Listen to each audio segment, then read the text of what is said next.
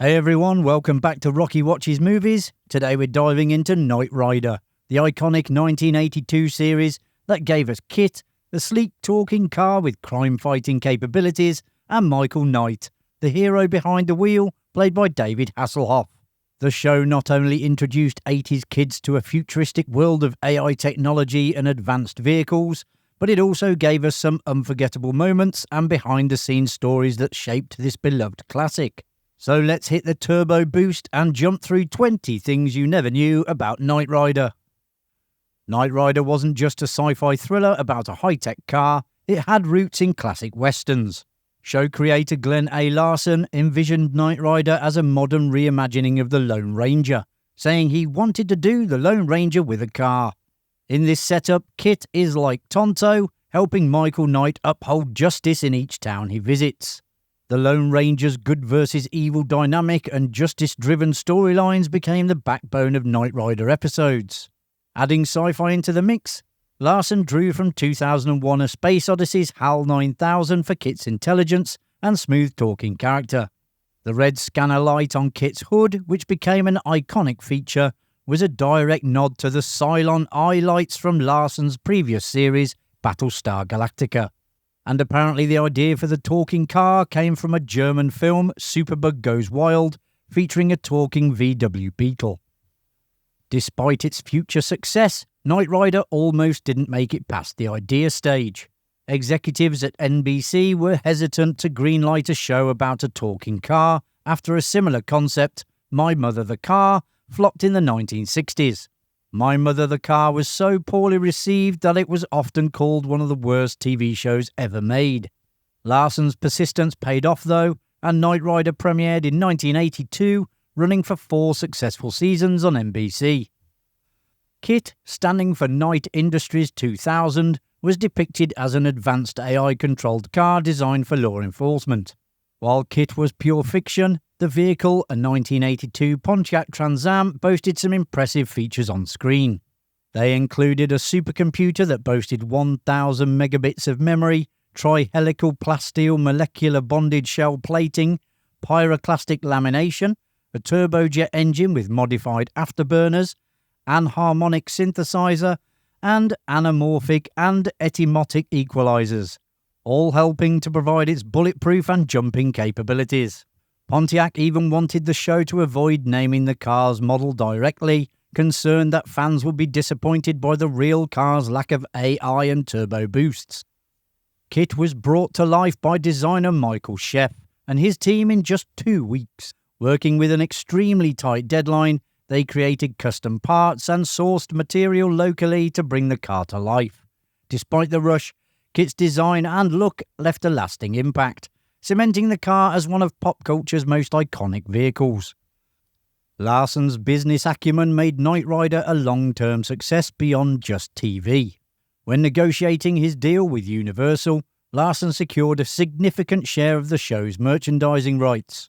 As the writer-creator, I got 50-50 with the studio on all toys, models, t-shirts and whatnot, Larson has said, calling it one of the best deals in TV history. Originally, KITT's voice was intended to sound robotic and synthesized, but actor William Daniels saw an opportunity to bring KITT to life in a more dynamic way. I saw a chance for it to be amusing and bright, Daniels recalled, adding that KITT had to have a human expression. His adjustments gave KITT a warm, almost witty personality that quickly made the car more beloved than the main characters.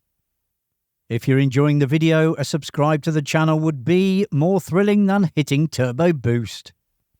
While we all know KITT as Knight Industries 2000, the car almost had a very different moniker, TATT, short for Trans Am 2000. Early in production, producers thought this name would tie the vehicle's high-tech identity more closely with the car model. However, the name was changed to better reflect the fictional creator Wilton Knight and Knight Industries.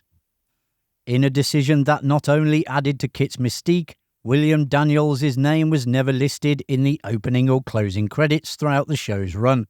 Daniels preferred that viewers see KITT as a true AI rather than just another character with a voice actor. His plan worked. though fans began recognising him from his voice alone and often approached him in public to discuss KITT. Daniels ultimately became one of the most famous voices in TV, even without ever appearing in the credits. Despite KITT's central role, Daniels recorded his lines in short 45-minute sessions without watching the episode. He would read Hasselhoff's lines aloud before responding as KITT, which allowed him to complete an episode's voiceover work very quickly. The on-screen duo of KITT and Michael Knight made Knight Rider an unforgettable show, but surprisingly, William Daniels and David Hasselhoff didn't meet until the show's first Christmas party. Daniels introduced himself to Hasselhoff, and the two realised they hadn't actually worked together on set, given Daniels' role was entirely in post-production. They instantly hit it off, laughing about their unexpected success together. To give the impression that KITT could drive itself, the show's prop department installed a low-riding seat in the passenger side of the car, where a hidden stunt driver could steer while staying out of view. This setup let KITT appear autonomous on camera, adding to the illusion that the car had a mind of its own. This clever technique became essential for action scenes, with the disguised stunt drivers making KITT self-drive through many stunts. The show's popularity created a wave of demand for KITT-style Trans Ams.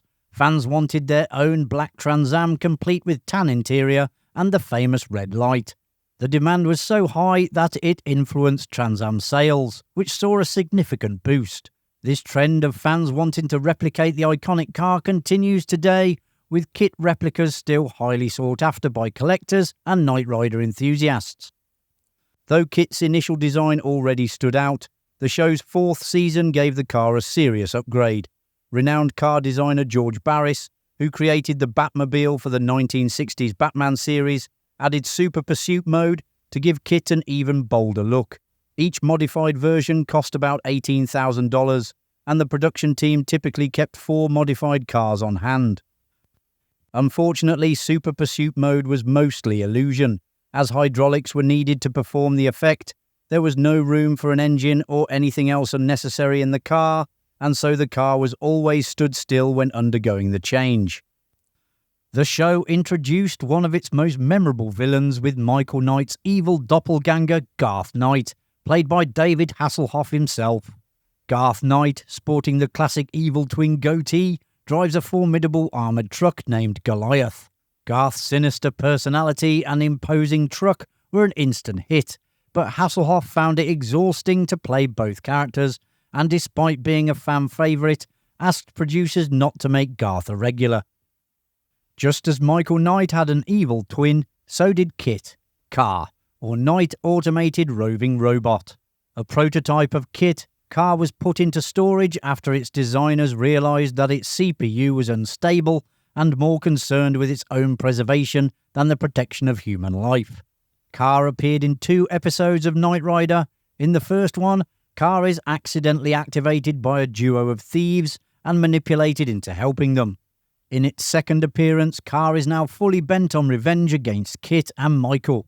Its voice was provided at first by Peter Cullen, who voiced Optimus Prime in the Transformers, and later by the actor Paul Frees. In a crossover that you might have missed, Knight Rider appeared on Different Strokes, another beloved show from the 1980s. In Season 6, a 2-part episode called Hooray for Hollywood, Willis and Arnold get lost while looking for a Knight Rider studio set. They accidentally end up in a car that's about to be blown up for the show, but get saved at the last moment by David Hasselhoff. Actor Michael Knight, best known for his role on All My Children, received countless letters meant for David Hasselhoff. Fans mistakenly thought Hasselhoff's Michael Knight was real, leading Michael Knight to add an E to his name for clarity. The connection didn't end there. Michael E. Knight eventually married Catherine Hickland, who had been married to Hasselhoff during her time on Knight Rider. Fans of Knight Rider can drive as KITT in the Grand Theft Auto video game series. KITT first appeared as a fan mod in 2001's GTA 3, and fans continued adding him to each GTA game after. By GTA 5, KITT became available as an official in-game purchase.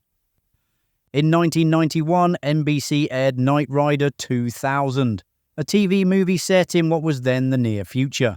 The film follows Michael Knight and his artificially intelligent car, KITT, now a highly customised 1991 Dodge Stealth. They fight to bring justice to a world where guns are banned and criminals are frozen for the duration of their sentences. A second made-for-TV movie, Knight Rider 2010, was released in 1994, but it bore no connection to the original series and took place in a post-apocalyptic future. There were also 2 attempts to reboot the series. The first, Team Knight Rider, aired in 1997 and followed a team of crime fighters equipped with AI-enhanced vehicles, each with its own distinct personality.